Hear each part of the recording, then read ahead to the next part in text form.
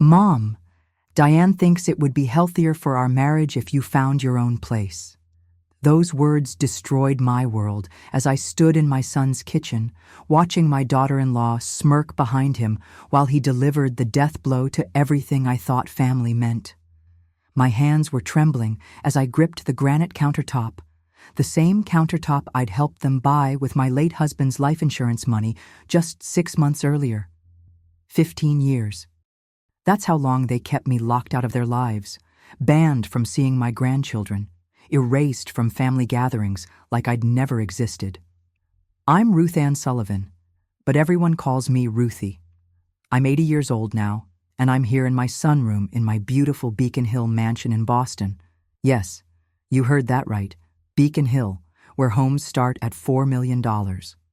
But 15 years ago, I was a broken widow being thrown out like yesterday's garbage by the son I'd raised alone after his father died. Tell me in the comments what you're doing right now while you listen to my story.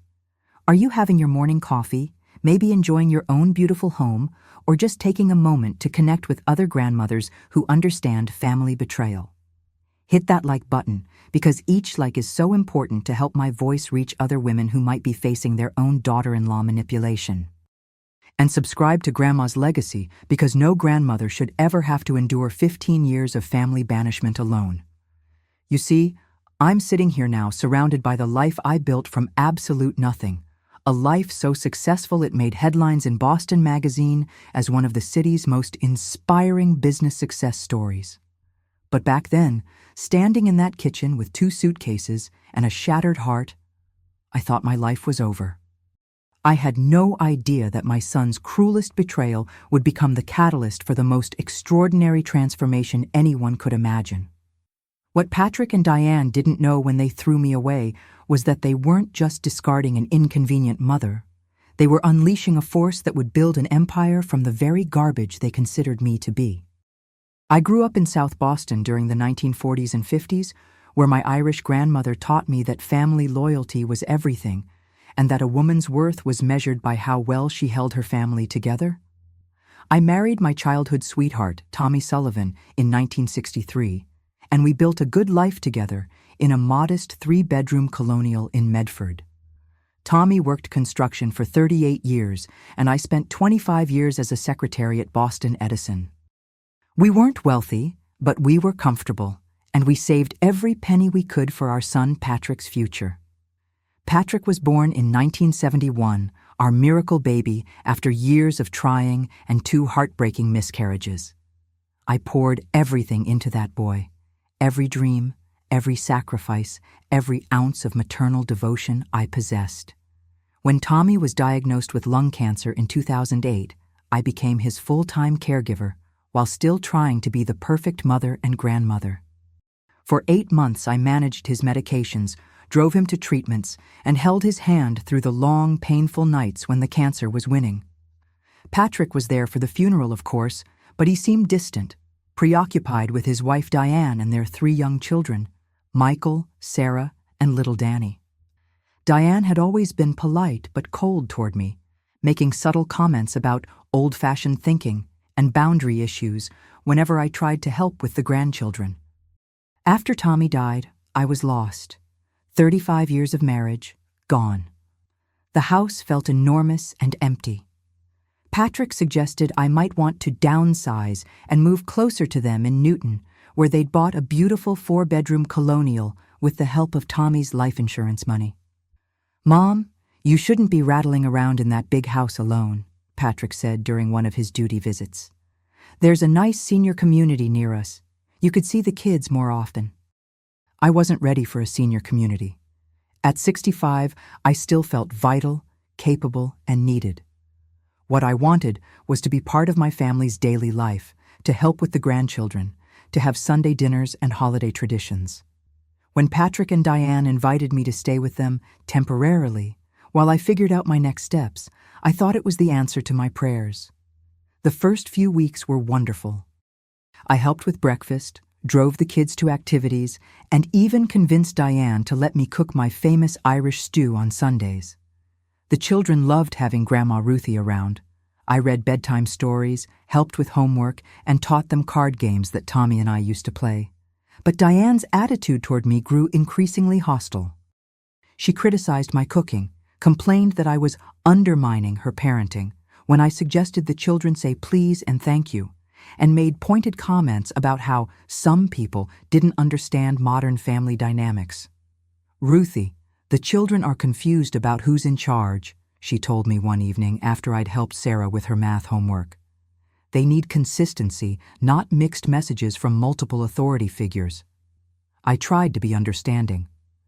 Diane worked full-time as a nurse, Patrick traveled frequently for his sales job, and 3 children under 10 was overwhelming for anyone. I thought if I just tried harder to stay out of her way, things would improve. Instead, they got worse. Diane began documenting everything I did wrong, letting the children have an extra cookie, not following their exact bedtime routines, offering opinions about school choices when asked directly. She created a narrative where I was the interfering mother-in-law who didn't respect boundaries, even though I was desperately trying to be helpful without overstepping. The breaking point came on a Tuesday morning in March 2009. I'd made pancakes for the children before school, something I'd done dozens of times before. But this time, Diane stormed into the kitchen like I'd committed a felony. "I specifically told them no sugar before school," she snapped. "Pancakes have syrup." "Syrup is sugar. Do you enjoy sabotaging my parenting decisions?" "Diane, they're just pancakes," I said, trying to keep my voice calm. "I've made them breakfast plenty of times before." "That's exactly the problem," she replied, her voice getting shriller. "You act like this is your house, like these are your children to raise however you see fit." Patrick walked into the kitchen in the middle of this exchange, his face already resigned to whatever drama Diane was orchestrating. I could see in his eyes that he'd already chosen sides, and it wasn't mine. "Mom," he said quietly, "we need to talk." What I didn't know was that this conversation had been planned. Diane had spent weeks building her case, presenting Patrick with a carefully curated list of my alleged infractions and delivering an ultimatum. Either his mother goes or she does. And my son, the boy I'd raised alone after his father's death, the child I'd worked 2 jobs to support through college, the man I'd loved unconditionally for 38 years, chose his wife's convenience over his mother's heart. The conversation that ended my life as I knew it took place in their formal living room, the one with the expensive furniture I'd helped them buy, and the family photos that would soon include everyone except me. Patrick sat across from me, unable to meet my eyes, while Diane positioned herself behind him like a general directing a battle. "Mom, this living arrangement isn't working out the way we hoped," Patrick began, his voice sounding rehearsed. "Diane and I have been talking, and we think it would be best for everyone if you found your own place." I felt like I'd been punched in the stomach. "Patrick, I thought we were doing well." "The children seem happy, and I've been trying so hard to help without getting in the way." "That's just it," Diane interrupted, stepping forward with a folder full of papers. "You can't seem to help without taking over. Look at this list of incidents just from the past month." She began reading from her carefully documented grievances. I'd given the children snacks without permission, contradicted their bedtime routines, offered unsolicited advice about school projects, and undermined parental authority by being too lenient with rules. "Diane," I said, trying to keep my voice steady, "these children are my grandchildren. I love them. Everything I do is because I want to help and be part of their lives." "But that's the problem," she replied, her tone becoming sharper. "You want to be part of their lives on your terms, not ours. You don't respect boundaries. You act like you have equal say in how our children are raised." I looked at Patrick desperately. "Is this how you see it? Do you really think I'm interfering with your family?"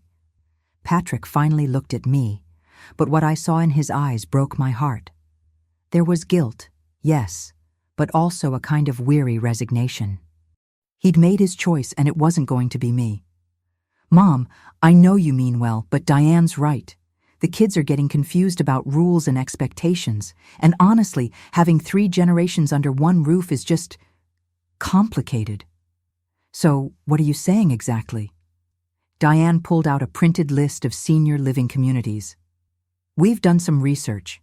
These places offer independent living with support services when you need them. You'd have your own space, activities with people your age, and you could visit us on weekends. Visit them on weekends. Like I was a distant relative instead of their children's grandmother who had been living with them for 6 months, helping raise their children and contributing to their household. What if I don't want to live in a senior community? What if I want to get my own apartment nearby so I can still be involved with the grandchildren?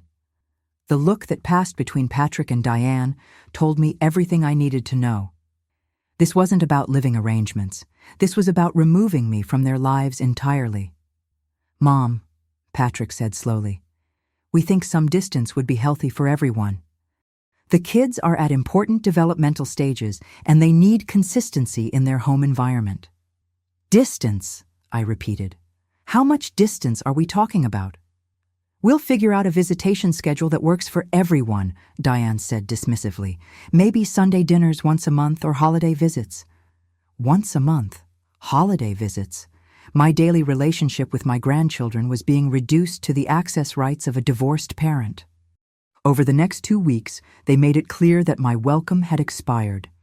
Diane became openly hostile, criticizing everything I did and making me feel like an intruder in what had briefly felt like home. Patrick avoided me entirely, leaving for work early and coming home late. The children sensed the tension, but didn't understand it. 7-year-old Sarah kept asking why I seemed sad, and 10-year-old Michael wanted to know if I was moving away because I didn't love them anymore. Of course I love you, I told them, my heart breaking. Grandma loves you more than anything in the world. But I could see Diane in the doorway, listening to every word, ready to twist even my expressions of love into evidence of my inappropriate behavior.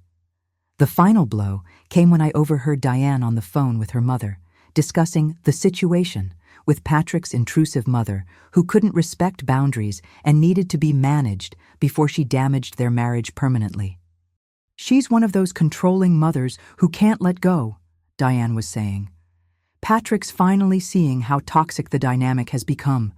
We're handling it, but it's been stressful for everyone, especially the children. Toxic, controlling, damaging their marriage.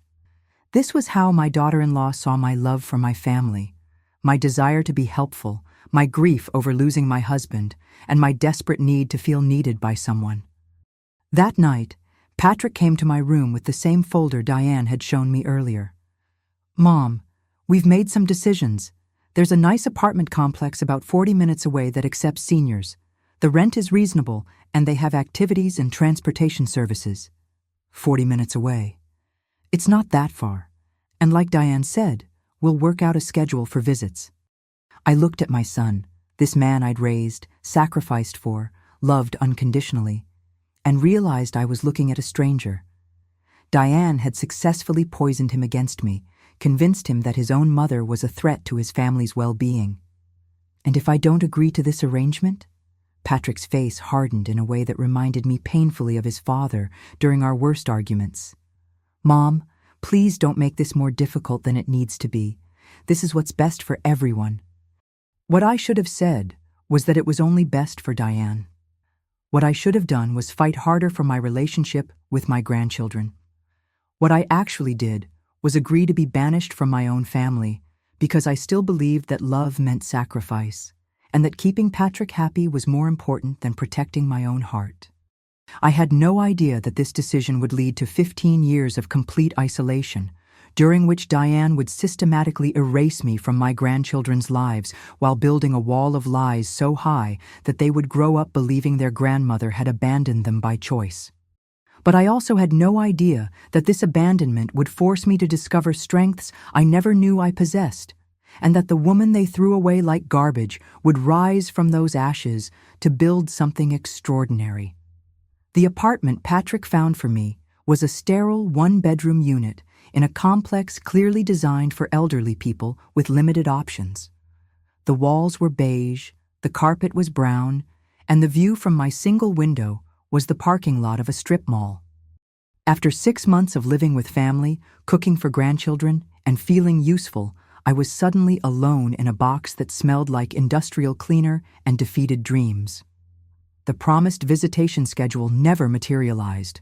The first Sunday dinner was canceled because little Danny had a cold. The second was postponed due to a school event. By the third month, I stopped getting invited altogether.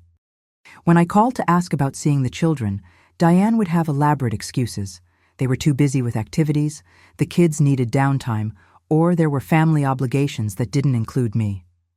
"Maybe next weekend," became Diane's standard response, until I realized that next weekend would never come.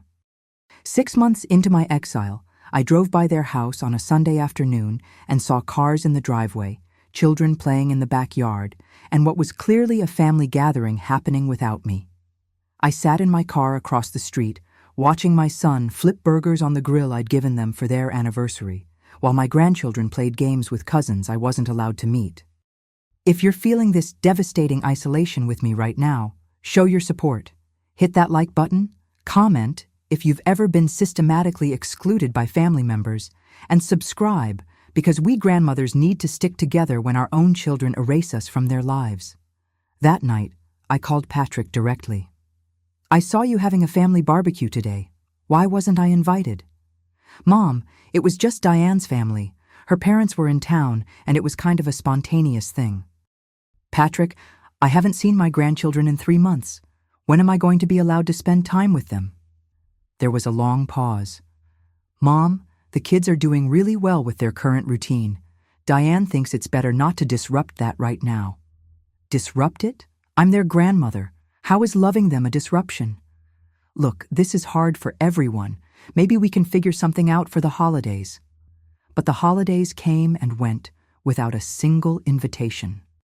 Christmas morning, I sat in my beige apartment, looking at carefully wrapped presents for grandchildren I wasn't allowed to see, and realized that I had been completely cut off from my family.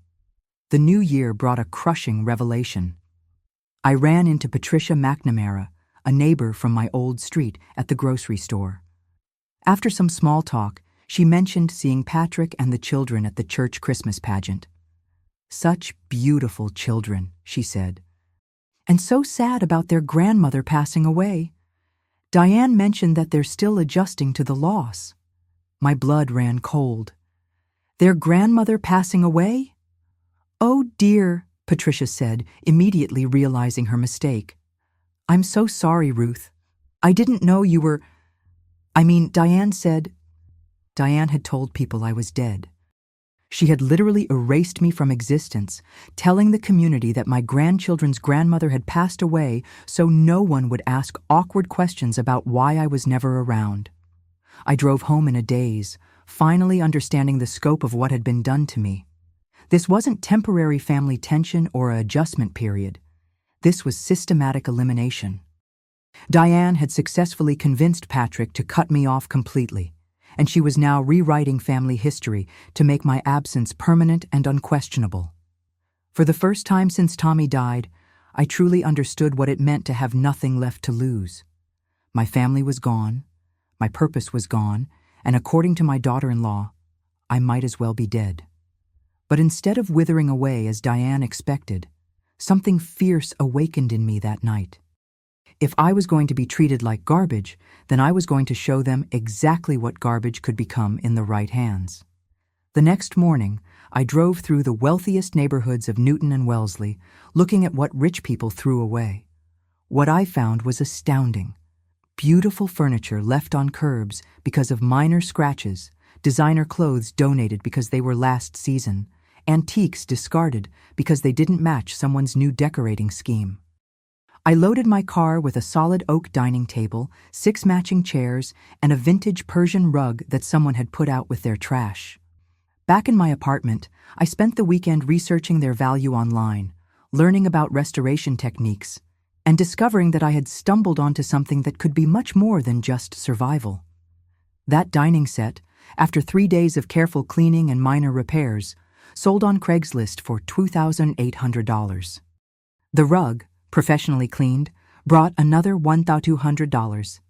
In 1 week, I had made more money than my Social Security check provided in 2 months. But more importantly, I had found something that felt like purpose again. Every piece I rescued was like saving something valuable that had been thrown away, something I understood on a deeply personal level. Within 6 months, I had moved to a larger apartment and was running a small but profitable business rescuing and reselling discarded treasures. Within a year, I had enough inventory to rent storage space and was making more money than I ever had in my life.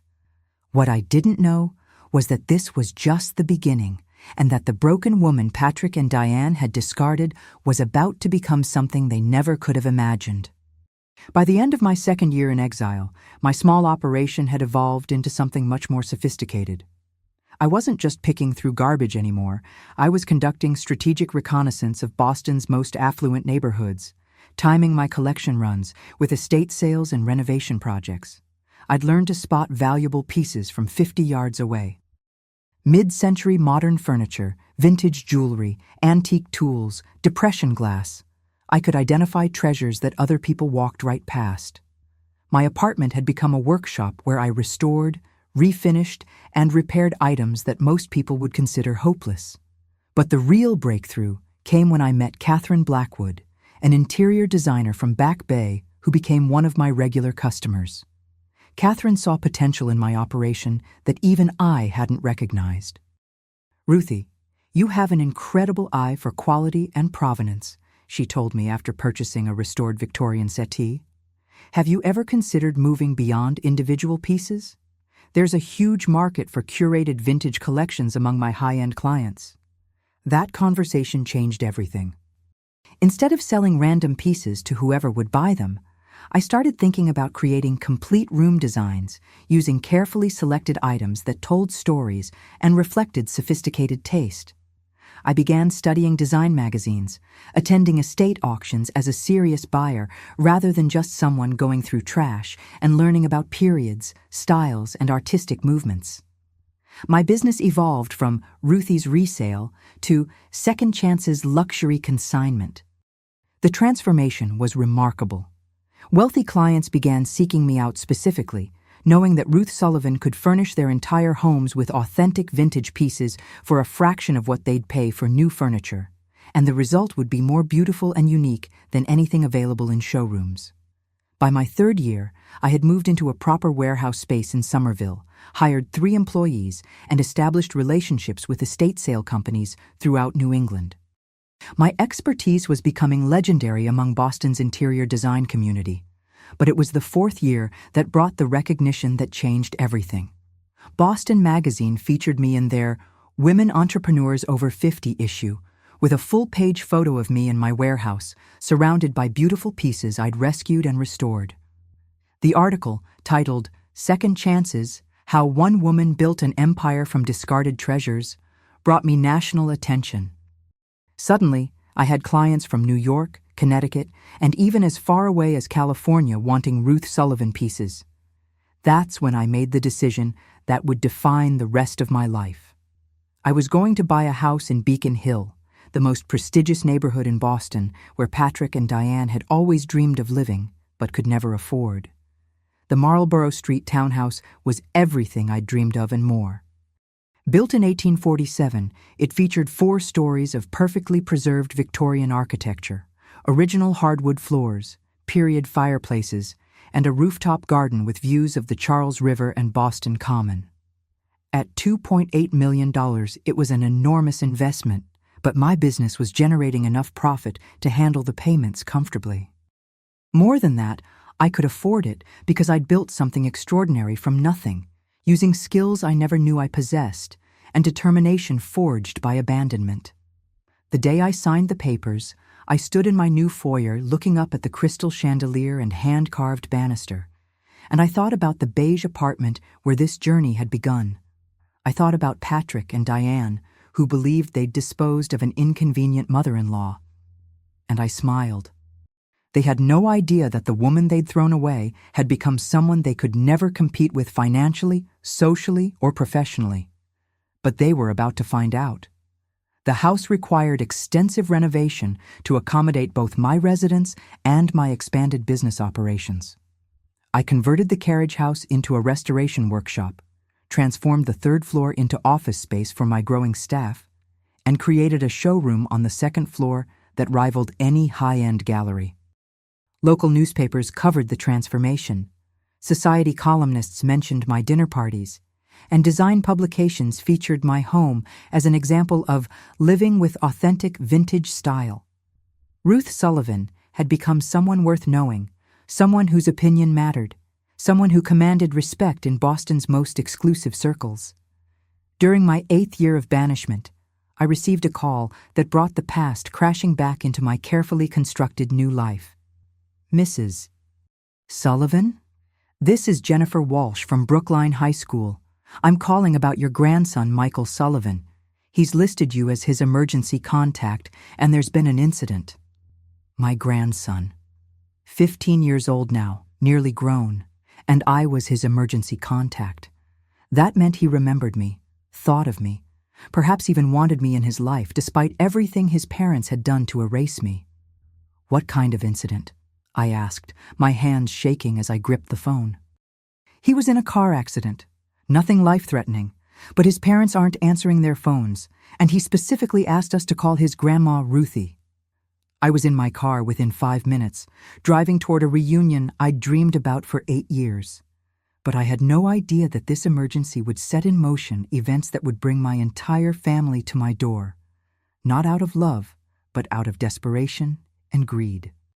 The woman they'd discarded was about to confront the people who'd thrown her away, but this time, she would be the one with all the power. Michael was sitting in the hospital waiting room when I arrived, looking like a taller, more serious version of the 7-year-old boy I remembered. His left arm was in a sling, and he had a small bandage on his forehead, but his eyes lit up when he saw me walk through the door. "Grandma Ruthie, you came." I hugged him carefully, mindful of his injuries, and felt 15 years of suppressed maternal love flooding back. He was 22 now, a college senior, so much taller and more mature than I'd imagined. "Of course I came, sweetheart. Are you hurt badly?" "Just a sprained wrist and some bruises." The other driver ran a red light. He looked at me with an expression that seemed older than his years. "I wasn't sure you'd come. Mom and Dad said..." "Well, they said you didn't want to see us anymore." My heart broke all over again. "Michael, that was never true. I have wanted to see you and your brother and sister every single day for the past 15 years. We talked for 2 hours while waiting for Patrick and Diane to arrive. Michael told me about school, his plans for graduation, his girlfriend, and his part-time job at a local electronics store. He was a college senior, intelligent, thoughtful, and despite his parents' efforts, he clearly remembered our relationship with fondness. "I used to ask about you all the time when I was little," he said. "Mom would get upset and say you'd chosen to move away and start a new life without us. But I always wondered why you never called or sent birthday cards." "I did send cards and gifts for the first few years," I told him honestly. "They were returned unopened. Eventually, I got the message that I wasn't welcome in your lives." When Patrick and Diane finally arrived at the hospital, their shock at seeing me was palpable. I'd changed dramatically during our 15 years apart. Gone was the frumpy, dependent widow they'd discarded. I was now an elegantly dressed businesswoman with professionally styled hair, expensive jewelry, and the confident bearing of someone who had built something significant. "Mom," Patrick said, his voice uncertain. "What are you doing here?" "Your son listed me as his emergency contact," I replied calmly. "He called me when you weren't available."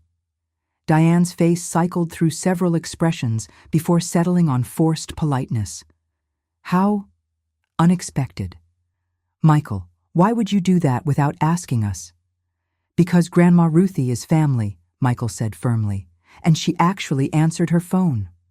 The tension in that hospital waiting room was thick enough to cut with a knife. Patrick looked older, grayer, and somehow smaller than I remembered. Diane was still attractive, but there was something pinched and bitter around her eyes that hadn't been there 15 years ago. "Well," Diane said with fake brightness, "I suppose we should catch up. It's been so long since we've seen each other." 15 years, I said. Not that anyone was counting. Over the next hour, as we waited for Michael's discharge paperwork, I learned that my family's life hadn't gone as smoothly as they'd hoped. Patrick's sales career had stagnated. They'd refinanced their house twice, and money was apparently tight enough that they couldn't afford college tuition for Michael without taking on significant debt. But what really caught my attention was how they kept glancing at my clothing, my jewelry, my expensive handbag.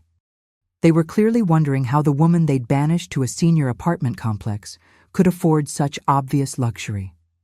"You look prosperous," Patrick finally said. "What are you doing these days?" "I own a business," I replied simply. "What kind of business?" Diane asked, her curiosity overriding her hostility. "High-end vintage and estate sales. I work with interior designers and wealthy collectors throughout New England." The look that passed between them was unmistakable. Suddenly, their long-lost mother-in-law had become interesting again, not because they missed me, but because I might be useful. 2 weeks later, I received a phone call from Sarah, my granddaughter, now 19 and in college. "Grandma Ruthie, this is Sarah. I don't know if you remember me." "Of course I remember you, sweetheart. You were 4 years old when I last saw you, with pigtails and a gap-toothed smile." She laughed, and the sound brought tears to my eyes. "I've been thinking about you ever since Michael's accident. He told us about seeing you at the hospital, about some of the things you said. I wanted to hear your side of what happened." We talked for 3 hours. Sarah was studying at Emerson College, majoring in communications, and working 2 part-time jobs to help pay her tuition. She was intelligent, articulate, and hungry for information about the grandmother who had mysteriously disappeared from her life. "Mom always said you decided you didn't want to be involved with us anymore," Sarah told me. "But that never made sense to me. I had these vague memories of you being loving and fun, and I couldn't understand why you would just abandon us." "I never abandoned you," I said firmly. "I was prevented from seeing you." Over the following months, both Michael and Sarah began visiting me regularly, despite their parents' obvious disapproval. They were amazed by my Beacon Hill house, fascinated by my business, and hungry to rebuild the relationship their mother had destroyed. Danny, the youngest, was more hesitant. At 14, he had no real memories of me, and Diane had filled his head with stories about his difficult grandmother who had chosen to leave the family. But gradually, even he began to warm up when he realized I was genuinely interested in his life and opinions. The breaking point came when Boston Magazine published their annual Power Women issue, featuring me on the cover with the headline, "From Cast Off to Cash Cow: How Ruth Sullivan Built a $1 million Empire from Discarded Treasures." The article detailed my transformation from abandoned widow to successful entrepreneur, complete with photos of my stunning home and quotes from high-profile clients praising my expertise and business acumen. Patrick called me the day the magazine hit newsstands. "Mom, I saw the article. Congratulations on your success." "Thank you. Listen, I was wondering if we could get together, maybe have dinner and catch up properly. It's been too long since we talked as a family." I almost laughed at the transparent timing. 15 years of silence, and suddenly he wanted to catch up the same week my financial success made headlines.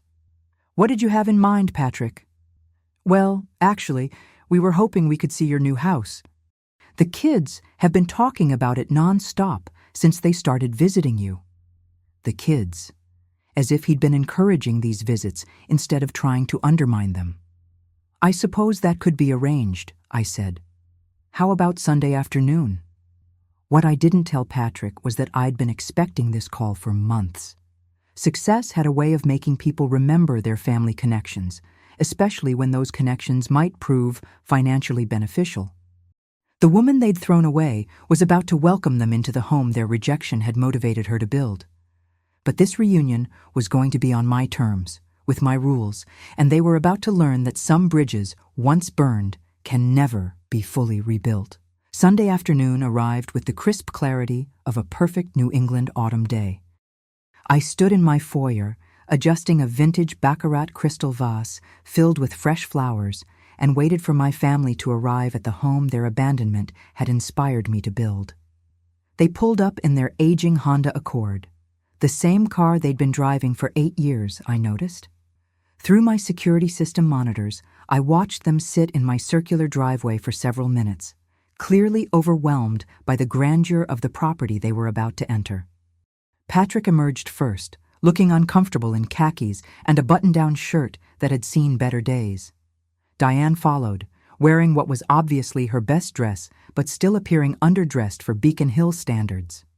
Michael, Sarah, and Danny brought up the rear, the older two looking excited while Danny maintained the sullen expression of a teenager who'd rather be anywhere else.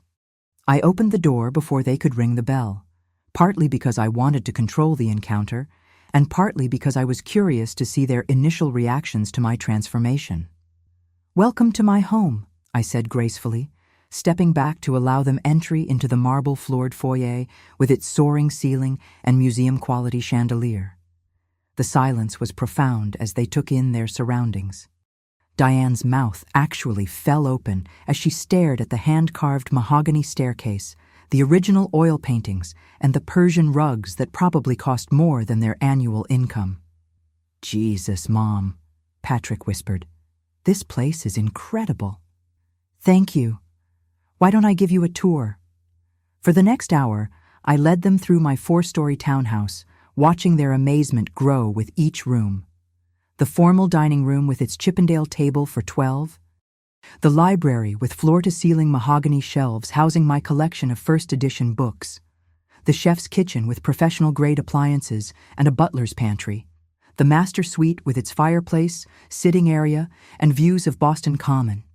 But it was the 3rd floor, converted into my business offices and showroom, that really captured their attention. Here was concrete proof of the empire I'd built: computer workstations where my staff managed inventory and client relationships, a photography studio where we cataloged valuable pieces, and a showroom displaying items worth hundreds of thousands of dollars. "You own all of this?" Diane asked, her voice barely above a whisper as she stared at a Louis XVI armoire tagged at $18,000. "I do," I replied simply. Along with the warehouse in Somerville, the delivery trucks, and the staff of 12 full-time employees. Sarah was examining a display case filled with vintage jewelry, her eyes wide with wonder. "Grandma, this is like a museum. How did you learn about all these different periods and styles?"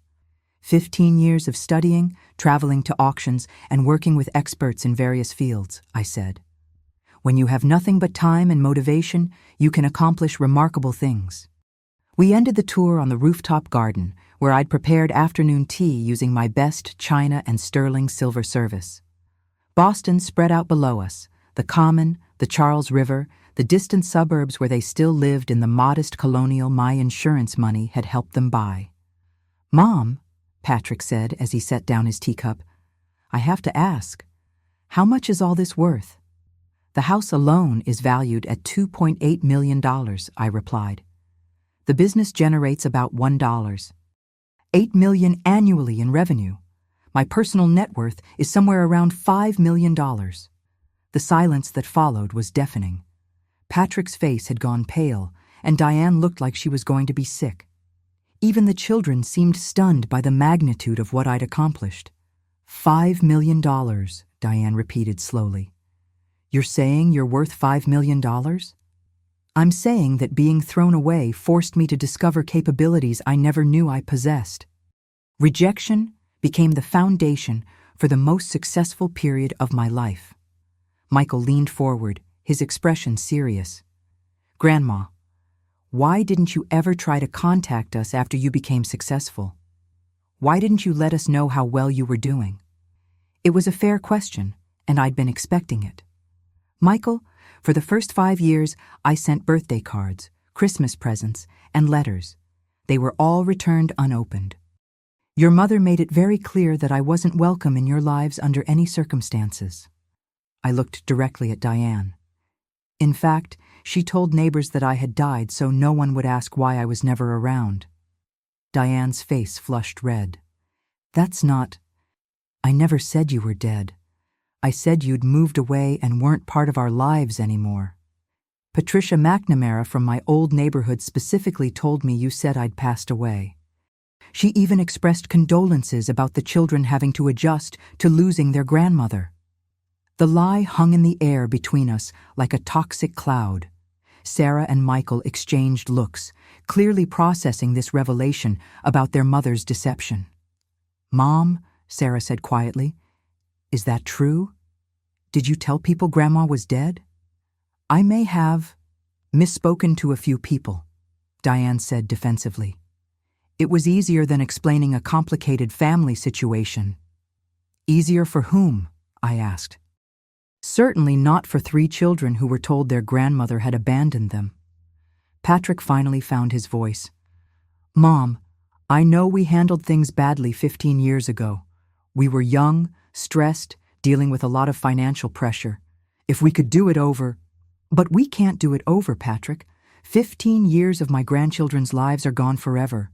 Birthdays, holidays, school plays, graduations, all the moments that make up a childhood. Your wife stole those from me, and you let her." Danny spoke for the first time since arriving. "So what happens now? Do you hate us forever, or what?" I looked at this youngest grandson, who'd grown up believing his grandmother was either dead or had abandoned him by choice, and felt my anger soften slightly. "I don't hate anyone, Danny. But I also don't forget. Your parents made choices that caused tremendous pain to everyone involved, including you children." "But we're here now," Patrick said hopefully. "We can start over, build a new relationship." "Can we?" I asked. "Because I have to wonder what prompted this sudden desire for reconciliation. It's interesting timing, don't you think? 15 years of silence, and then suddenly, the week after my financial success makes magazine headlines, you want to have dinner and catch up properly." The accuracy of my observation was written all over their faces. This visit wasn't about genuine remorse or family healing. It was about positioning themselves to benefit from my unexpected prosperity. But what came next would reveal just how far they were willing to go to access my wealth, and my response would define the terms of any future relationship we might have. "What I find most interesting," I continued, setting down my teacup with deliberate precision, "is what you haven't asked me during this entire visit." They looked confused, so I clarified. "You haven't asked how I felt when you threw me out. You haven't asked what it was like to live in that beige apartment, completely cut off from my grandchildren. You haven't asked about the nights I cried myself to sleep, wondering what I'd done wrong to deserve such treatment." The silence was uncomfortable, but I wasn't finished. "Instead, you've spent this entire afternoon calculating square footage, appraising my belongings, and figuring out how my success might benefit you. Even now, you're not here because you missed me. You're here because you need something." Diane's patience finally snapped. "Fine, Ruth. You want honesty? Yes, we need help. Patrick lost his job 6 months ago. We're behind on our mortgage, and the kids need money for college. You have more than you could spend in several lifetimes. Family should help family. Family should help family," I repeated slowly. How fascinating. Because 15 years ago, when your family consisted of a grieving widow who needed support and love, you told me that figuring out my life wasn't my problem. I stood up and walked to the edge of my rooftop garden, looking out over Boston. But now that I'm successful, suddenly I'm family again. Suddenly I matter. Patrick tried one more time. "Mom, we made mistakes. We're sorry, but we can't change the past. We can only move forward." "You're absolutely right, Patrick. We can only move forward, so here's how we're going to do that." I turned back to face them, my voice calm but firm. "Michael, Sarah, and Danny, you are welcome in my life anytime you want to be here. I want to know you, support your dreams, and help with your education and futures. You'll always have a place in my heart." Relief flooded their young faces, but I held up a hand. "Patrick and Diane, your situation is different. You threw me away when you decided I was worthless. You can't pick me up again just because you've discovered I have value. That's not how relationships work." "You're going to punish your grandchildren because you're angry at us?" Diane accused. "I'm not punishing anyone. I'm simply refusing to pretend that 15 years of abandonment can be erased with an afternoon visit and a request for money. I looked directly at Patrick, this man I'd raised alone, this child I'd sacrificed everything for. Do you remember what you said when you threw me out? You said this arrangement wasn't working, that I was too set in my ways, that having me around was too complicated? I remember. Well, I found my own arrangement. I found my own life. And that life doesn't include people who see me as a convenient solution to their financial problems.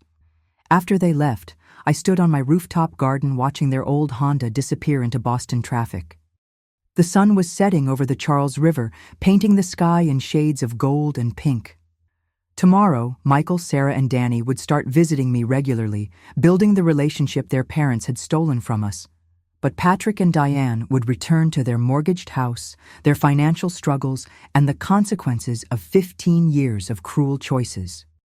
They'd spend the rest of their lives knowing that the mother and grandmother they'd thrown away had become everything they never imagined possible, and that their greed and manipulation had cost them any chance of benefiting from that success. If this story of ultimate vindication and family justice touched your heart, like this video right now, tell me in the comments about a time when being discarded forced you to discover your true strength and subscribe to Grandma's legacy. Because every grandmother deserves to know that being thrown away doesn't determine your worth. I'm sitting here in my beautiful Beacon Hill home that abandonment built, surrounded by success that rejection inspired, living proof that sometimes the cruelest betrayal becomes the greatest gift. At 80 years old, I've learned that the best revenge isn't getting even. It's building a life so extraordinary that those who discarded you spend the rest of theirs regretting their blindness. Remember, when someone throws you away, they're not making a statement about your value. They're revealing their complete inability to recognize it.